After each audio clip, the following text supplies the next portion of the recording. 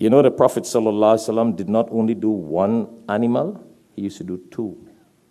One for himself and one for the entire ummah. Some of us does not even do any.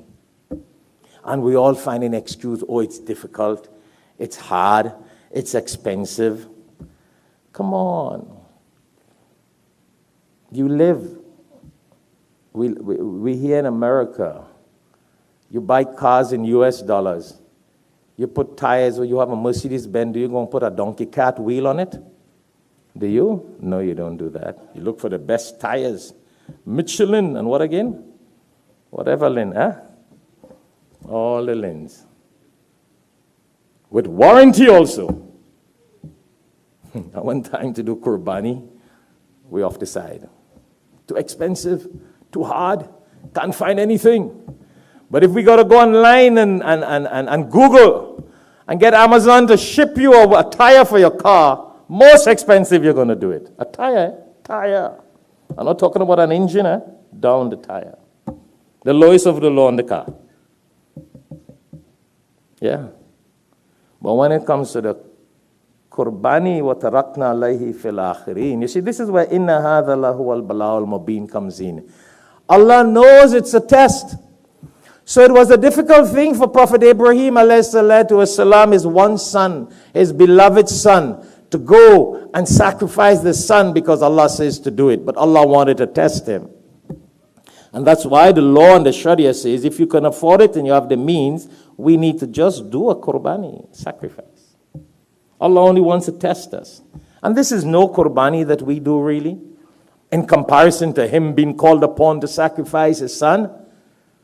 A couple dollars. I know you hear people say, "Whoa, it used to be $150 for a sheep. Now it's $400. Too expensive." But you used to live in a house for $100,000, but you're living in a $500,000 house now. It's too expensive too.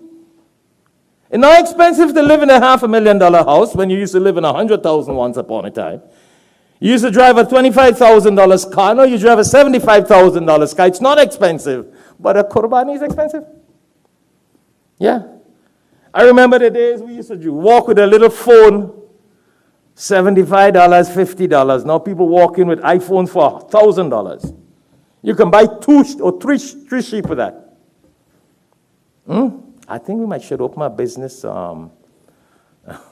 trading iPhones for Qurbani. Astaghfirullah. Everything else expensive, eh? We buy the best for our homes, our car. I don't like to talk about homes and cars, but come on. Buy the best for this, buy the best for that. But for the sake of Allah, وَتَرَكْنَا عَلَيْهِ فِي الْآخِرِينَ, Allah says, I have left this as a symbol. We need to keep this alive. Don't kill the sunnah of Prophet Ibrahim alayhi salatu wasalam. Don't kill the sunnah of the Prophet Muhammad sallallahu alaihi wasallam. It's a celebration for his success in his tawakkul and trust in Allah. We join in the blessings. We get an opportunity to join in the blessings by doing the Qurbani. I know nowadays there's still a lot of husbands who do Qurbani for their wives.